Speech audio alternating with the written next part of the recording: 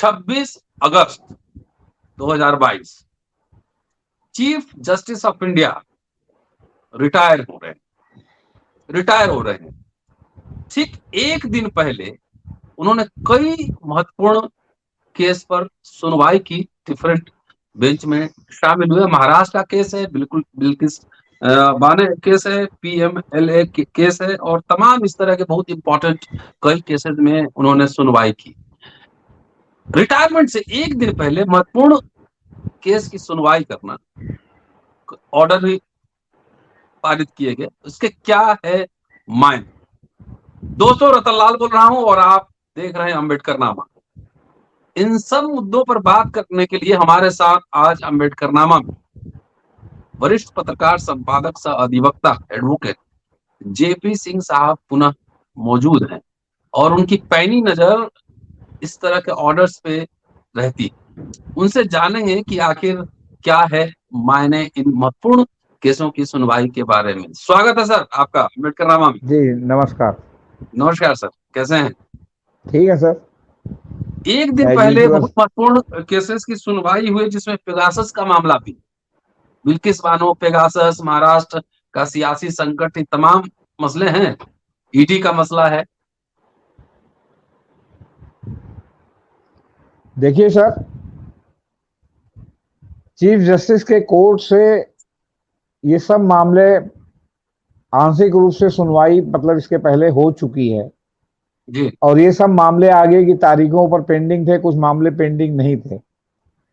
जैसे जैसे 26 तारीख का दिन नजदीक आता जा रहा है या जा रहा था, वैसे वैसे विधि क्षेत्रों में, बौद्धिक क्षेत्रों में, एकेडमिक क्षेत्रों में इस पर जो है लगातार मर्मरिंग शुरू हो गई थी कि चीफ जस्टिस संविधान चीफ के पर इतना जो है जोर देते हैं, चीफ जस्टिस कानून के शासन पर ये रमन्ना साहब ने इतना जोर दिया है, चीफ जस्टिस जो है न्यायिक शुचिता की बात करते हैं, और ये इस तरह के मामले पेगासस, बिल्किस बानो में जो क्षमा याचना हो गई, पीएमएलए में जो आदेश हुआ उस पर, ये सब मामले जो है इन्होंने पेंडिंग रख रखे हैं। महाराष्ट्र का मामला है जो आपके जून के आखिरी हफ्ते से ही, पहले 11 जुलाई लगा, फिर लगा, फिर लगा, फिर लगा, और उस पर एक निर्णायक आदेश नहीं आया। फिर इन चीफ जस्टिस के समय में जो बातें कही गई कि अभी 18 तारीख को सुनवाई होगी, फॉर उदाहरण के लिए, या ये 22 को सुनवाई होगी, या ये 15 को सुनवाई होगी, पता चला 15 को बेंच ही नहीं बैठी। इस पर यह आलोचना भी शुरू हो गई थी कि साहब इतने मामले ये जो है लंबित छोड़ के जाएंगे जिस पर कुछ भी निर्णयात्मक रूप से आदेश नहीं पारित हुआ। जजमेंट तो बाद की बात है, जजमेंट तो फाइनल सुनवाई के बाद होता है। मतलब कोई निर्णयात्मक आदेश जिससे लगे कि ये इस दिशा में जा रहा है, या ये लगे कि इनके तक ईमानदारी रही, अब आगे जो होगा देखा जाएगा।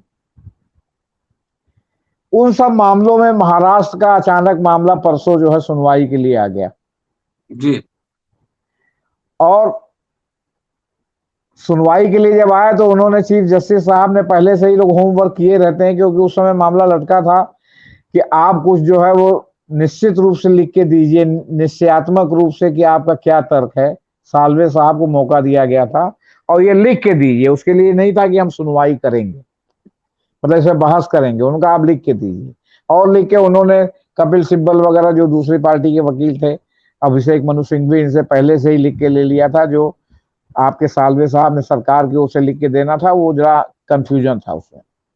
और एक नाबाम रूबिया का जो मामला है वहां का, आपका अरुणाचल प्रदेश का, उसका मामला था कि उसमें ये डिसीजन दिया गया, ये दिया गया, तो उसको कोर्ट ने कहा कि नहीं, वो उसमें त्रुटिपूर्ण डिसीजन है, वो पूर्ण नहीं है, उसमें क्लेरिफिकेशन की जरूरत है।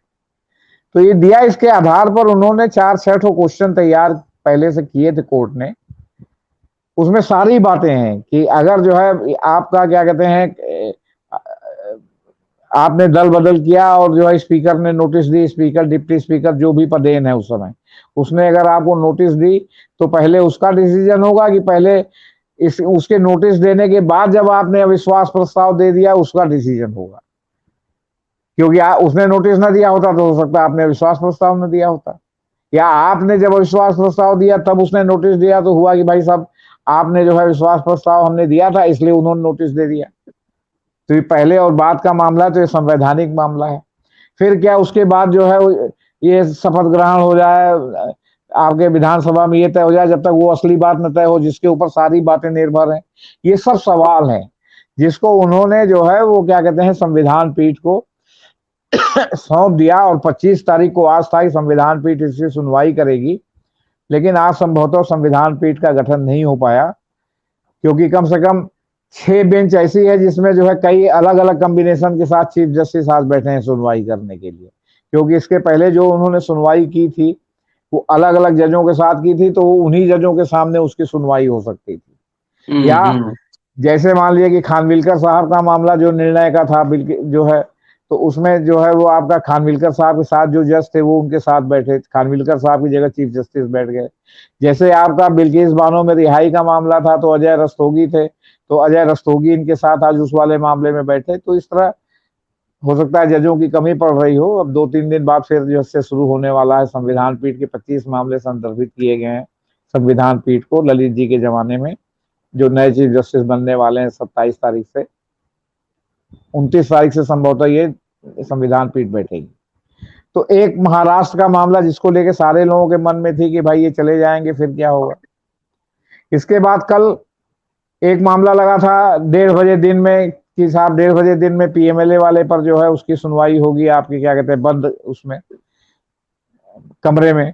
तो उन्होंने कहा कि नहीं, पुनर्विचार याचिका पर खुले कमरे में सुनवाई होनी चाहिए, जो और वकीलों ने कहा। तो फिर वो राजी हो गए, तो आज उसकी डेट लगी थी।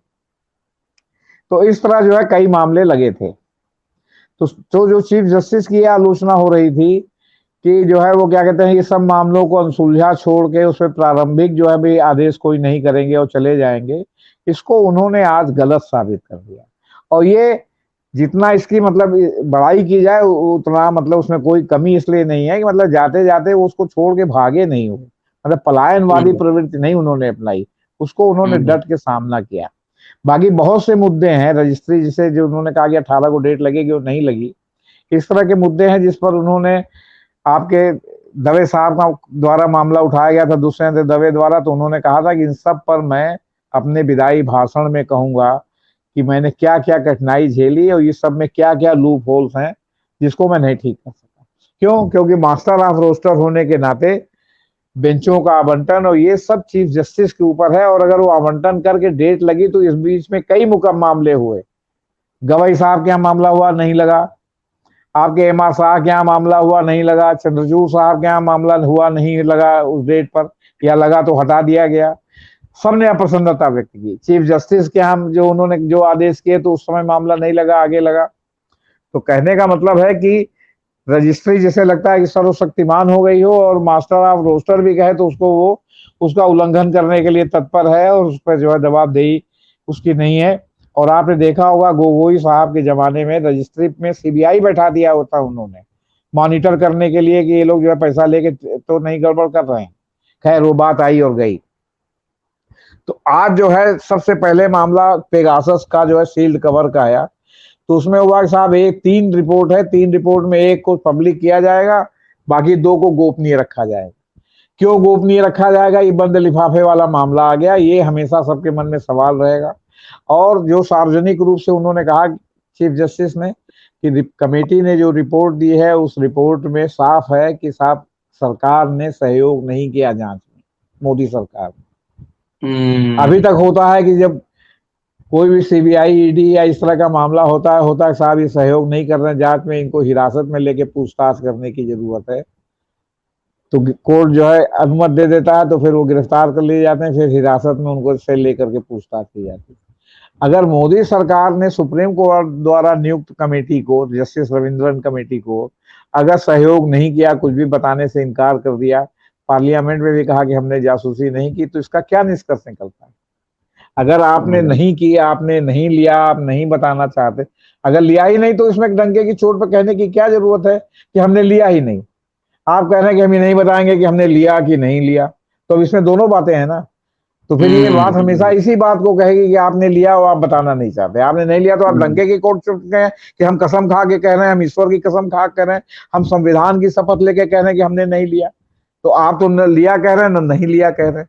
और फिर आपने सहयोग नहीं किया तो इससे तो यही माना जाएगा कि आप मेन कल्प्रिट हैं। इसका निष्कर्ष आप ही की भाषा में आपको दोषी ठहरा रहा है, मेरा मतलब ये कहना है। एक तो ये हो गया, इस पर उन्होंने जो है वो क्या कहते हैं नोटिस, वो क्या कहते हैं ये, इस पे सुनवाई होगी आगे जो है मतलब 2 हफ्ते बाद, है ना। तो अब ये जो है एक मामला पेगासस हो गया। दूसरा मामला आया आपका क्या कहते हैं पीएमएलए वाला, मनी लॉन्ड्रिंग वाला। तो मनी लॉन्ड्रिंग में जो है NV Ramana, justice Dinesh Maheshwari, justice CT Kumar बैठे, क्योंकि जस्टिस दिनेश महेश्वरी और सीटी कुमार खानविलकर साहब के साथ जजमेंट में बैठे थे। और वो 27 जुलाई को जो उच्चतम न्यायालय ने निर्णय दिया था कि पीएमएलए बिल्कुल सब सही है, गिरफ्तारी सब सही है, जिसमें तीस्ता सीतलवाड़ भी जेल में है, तो उस पर जो है वो क्या कहते हैं कार्ति चिदम्बरम ने एक पुनर्विचार याचिका दायर की थी, क्योंकि उनके खिलाफ भी तमाम मनी लॉन्ड्रिंग के मामले हैं, उन्होंने चुनौती दी थी। तो इसमें जो है कोर्ट में ने ये जो है वो क्या कहते हैं आपके जो बाकी जो जजेस हैं, जस्टिस महेश्वरी और सीटी कुमार, तो भाई बेंच बैठी थी ना, तो इन लोगों का कहना था कि भाई हम लोग जो ये काला धन है उसके रोकथाम के लिए बहुत चिंतित हैं, इस पे रोकथाम होना चाहिए, और ये अगर कड़ा कानून है तो इसमें क्या दिक्कत है। लेकिन बात आई कि जो 2 चीजें हैं जो नैसर्गिक न्याय के सिद्धांत के खिलाफ है, कि ईसीआईआर, ये ईसीआईआर ये है कि जो एफआईआर दर्ज करती है ईडी, तो उनको जो है वो ईसीआईआर कहा जाता है, उसकी कॉपी ये जो है वो जिनके खिलाफ दर्ज होती है उनको नहीं देते। तो कोर्ट ने कहा कि नहीं, ये पर विचार किए जाने योग्य है कि ये जो आप एफआईआर दर्ज कर रहे हैं अगले को मालूम ही नहीं होगा कि आपने कौन सा एफआईआर, कैसे होगा, इस पर विचार किया जाएगा कि ठीक है कि नहीं, इस पर पुनर्विचार किया जाएगा। और दूसरा जो उसमें प्रावधान है कि आप ही अपना बचाव करेंगे। हमने आप पर आरोप लगा दिया कि आपकी दाहिनी आंख बाईं आंख से छोटी है, तो अब आप सिद्ध करिए कि आपकी दाईं आंख बाईं आंख से छोटी नहीं है। जबकि हमने आरोप लगाया तो हमको सिद्ध करना पड़ेगा कि आपकी दाईं आंख बाईं आंख से छोटी नहीं है। आप अपने बचाव में सफाई में कह सकते हैं कि अपनी रिपोर्ट दे के ये देखे कि नहीं साहब हमारी आंख दोनों बराबर है। उसमें उन्होंने कहा कि इस पर भी जो है विचार किए जाने की जरूरत है, और इसके लिए उन्होंने जो है वो क्या कहते हैं विचार करने के लिए आगे पोस्ट कर दिया कि अब ये जो है क्या कहते हैं मतलब इस पर विचार किया जाएगा, है ना, और बाकी सब पर विचार नहीं करेंगे। तीसरा आया बिल्किस बानो में। तो बिल्किस बानो में अजय रस्तोगी ने जो दिया था कि क्या कहते हैं साहब इस पर 92 के आधार पर, तो 92 का मामला उठा या नहीं उठा ये मेरे संज्ञान में नहीं आया, जो 2013 में रद्द हो गया है। इस पर जो है कोर्ट ने कहा कि नहीं, ये जो है इस पर विचार किए जाने की जरूरत है कि आखिर किस आधार पर गुजरात सरकार ने इनको रिहा किया। तो गुजरात सरकार इसमें चूंकि पार्टी नहीं है तो उसको नोटिस जारी होना चाहिए, और वो जो 11 लोग छोड़े गए हैं उनको नोटिस जारी होना चाहिए। तो उन्होंने कहा आपके क्या कहते हैं कपिल सिब्बल साहब ने, जो वकील थे जिन्होंने याचिका दाखिल की है जो बिल्किस बानो के अपर्णा भट्ट की तरफ से, उन्होंने कहा कि नहीं नहीं हम उनको पार्टी बनाएंगे। तो उस पार्टी उल्टी बनाने के नाम पर फिर जो है उसमें डेट लग गई, गुजरात सरकार को नोटिस हो गई और 11 उन पार्टी को भी नोटिस हो गई। और उन्होंने ऑब्जर्व किया पीठ ने, रमना साहब ने पीठ की ओर से कहा कि इस पर विचार किया जाना चाहिए कि आखिर एक को छोड़ने पर विचार करने के लिए किया गया, 11 को सामूहिक रूप से क्यों और किस आधार पर छोड़ा गया, ये उचित है कि नहीं है, इसके ऊपर जो है विचार किया जाना चाहिए। और इसमें भी जो है वो क्या कहते हैं 2 हफ्ते का उनको समय दिया है जवाब देने का, और वो देंगे। अब बिल्किस बानो में भाई 5 महीने की गर्भवती स्त्री थी, उसका गर्भ भी नहीं रहा सामूहिक बलात्कार से, उसके 3 साल की लड़की को इन्होंने दीवार में पटक के मार डाला। इसके अलावा उसके परिवार के 14 लोगों की हत्या की गई थी। तो अभी सवाल इस बात का है कि इतना जघन्य कांड है जिसमें बलात्कार भी है, जिसमें हत्या भी है, जिसमें लूटपाट आगजनी सब कुछ है, और उसको आपने इस तरह जो है छोड़ दिया। और छोड़ने के बाद और तो और जले पे नमक छिड़क रहे हैं कि उनका आप स्वागत समारोह कर रहे हैं, अभिनंदन समारोह कर रहे हैं। तो इसके ऊपर भी ये मामला फंस गया। अब इसके बाद प्रधानमंत्री की सुरक्षा का मामला है, जब वो पंजाब की यात्रा पर थे और जो है उसमें जो गड़बड़ी हो गई, उस सुरक्षा के मामले में एक जस्टिस इंदु मल्होत्रा की अध्यक्षता में एक समिति बनी थी जांच के लिए। तो उन्होंने जो अपनी सिफारिशें दी हैं उसमें जो है कहा है कि जो फरीदपुर के जो एसएसपी साहब तत्कालीन थे उन्होंने निश्चित रूप से लापरवाही की और वो सुरक्षा व्यवस्था बनाए रखने में विफल रहे। तो एक ये मामला आया। ये जो है इस तरह के मामले 4-5 मामले जो बहुत महत्वपूर्ण मामले थे, उनमें चीफ जस्टिस साहब ने जाते जाते सुनवाई की, और सुनवाई करने के बाद एक निर्णयात्मक निश्चयात्मक टाइप का आदेश दिया। मतलब एक दिशा भी तय की कि किस दिशा में आगे इस पे विचार होगा। और ये इसकी ही आशा सब लोगों ने लगा रखी थी, क्योंकि सब लोग जानते थे कि इस मामले में अगर अभी पूरी बहस नहीं हुई है तो इस पर जो है क्या कहते हैं, लेकिन पेगासस वाले में जो 3 रिपोर्ट में जो 2 रिपोर्ट गोपनीय रखने की बात है, अब वो ऑफिशियल सीक्रेट एक्ट में क्या गोपनीय रखा गया है, क्या पता उसमें गोपनीय रिपोर्ट में हो कि साहब इन्होंने खरीदा था लेकिन उसका इस्तेमाल नहीं किया, लेकिन खरीदा था ये जो है वो कमेटी नहीं कहना चाहती हो या पब्लिक डोमेन में नहीं लाना चाहती हो, तो बात वही सील्ड कवर वाली आ गई है सर, कि सील्ड कवर रिपोर्ट उन्होंने दी है और वो 2 सील्ड कवर रहेगी। हालांकि जो पार्टीज थी उन्होंने कहा कि वो सील्ड कवर रिपोर्ट जो है गोपनीयता की शर्त पर हम लोगों को तो मतलब देखने को मिलनी चाहिए। तो इस पर उन्होंने कहा कि जो आगे पीठ उठ बनेगी तो वो विचार करेगी, क्योंकि अब तो पीठ बदल जाएगी ना, अब तो चीफ जस्टिस की जगह या तो चीफ जस्टिस में है या नेक्स्ट टू चीफ जस्टिस में है या किसी और वरिष्ठ वकील को नामित करें जो बाकी 2 वकीलों से सीनियर है। तो ये जितने मामले भी आपके विचाराधीन वाले हैं, सब मामले में जो है क्या कहते हैं, ये जो है आपकी नई बेंच बनेगी जिसमें चीफ जस्टिस की जगह कोई और रहेगा। अब ये कोई और कौन रहेगा ये जो है ये नहीं मालूम, आपसे बता रहे कि ये कोई और क्यों रहेगा, कौन रहेगा, मतलब ये तो जब अब गठित होगी तब पता चलेगा आपको। जी चलिए सर, चल जाते जाते चीफ जस्टिस रमन्ना योगी आदित्यनाथ पर जजमेंट देने वाले हैं। देखना दिलचस्प होगा कि जजमेंट क्या आता है। जब वो जजमेंट आ जाएगा आपसे फिर चर्चा जी जारी रहेगी। जी जी, हुआ दरअसल ये कि आदित्यनाथ जी मुख्यमंत्री बनने के पहले उन्होंने एक बहुत जो है वो हेट स्पीच दी थी जिसमें मुकदमा कायम हुआ। जी। उस मुकदमे में जब चार्जशीट दाखिल करने की बारी आई और ये हुआ तो जो है वो सरकार ने, तब तक वो चीफ मिनिस्टर मीनवाइल बन गए थे। चीफ हम्म। मिनिस्टर बनने के बाद होता है साथ वो जो एक औपचारिकता होती है, जो लोग संवैधानिक पद पर उनसे अनुमति लिया जाए कि उन पर मुकदमा चलेगा कि नहीं। अब ये मामला सुप्रीम कोर्ट में पहुंचा। सुप्रीम कोर्ट में ये तर्क दिया गया कि चीफ जस्टिस वो जो है चूंकि चीफ मिनिस्टर है इसलिए नहीं चल सकता, लेकिन जो सीबीआई थी जांच वाली उसने कहा कि नहीं, इसमें मामला इसलिए चल सकता है क्योंकि जब उन्होंने ये हेट स्पीच दी थी और जब से ये मामला, तब उस समय वो चीफ मिनिस्टर नहीं थे। चीफ मिनिस्टर रहने के दौरान वो जो कुछ कहेंगे सुनेंगे जो कार्रवाई करेंगे उसके ऊपर मुकदमा चलेगा या नहीं चलेगा ये राज्य सरकार निर्धारित करेगी, लेकिन उसके पहले का जो मामला है उसमें मुकदमा चल सकता है। तो इस आधार पर चीफ जस्टिस ने जो है रमना साहब ने कहा कि नहीं, हम इस पर विचार करके निर्णय देंगे, उन्होंने ऑर्डर को सुरक्षित कर लिया। अब वो ऑर्डर परसों सुरक्षित हुआ है और कल जो है उसका जो है वो चूंकि उनका आखिरी दिन है तो ये माना जाता है कि जिस दिन आखिरी दिन होता है तो जो भी आपके आदेश लंबित होते हैं सुरक्षित होते हैं वो जज साहब लोग सुना के जाते हैं। तो कल ये बहुत महत्वपूर्ण बात होगी कि जो इसके ऊपर जो है आपके क्या कहते हैं मतलब सुनवाई होगी और ये मतलब जजमेंट आएगा कि क्या जजमेंट आता है, उनको जो है मुकदमा नहीं चलेगा या उनके ऊपर मुकदमा चलेगा, और मुकदमा चलेगा तो ये बड़ी खबर होगी, नहीं जी। चलेगा ये उतनी बड़ी खबर नहीं होगी। इसके लिए जी। कल निगाह रखना पड़ेगा सर। जी, निगाह जी जारी रहेगी। इसे कंटिन्यूएशन में, इस प्रोग्राम के कंटिन्यूएशन में उस प्रोग्राम पर भी चर्चा होगी। शुक्रिया सर। और दोस्तों, जेपी सिंह साहब है, लगातार आप सुन रहे हैं अम्बेडकरनामा पर, बेबाकी से लगातार लिखते पढ़ते बोलते हैं। पूरा वीडियो शेयर कीजिए, सुनिए, सब्सक्राइब कीजिए और जल्दी मिलते हैं अम्बेडकरनामा पर फिर अगले एपिसोड में। शुक्रिया। जय भीम। शुक्रिया सर।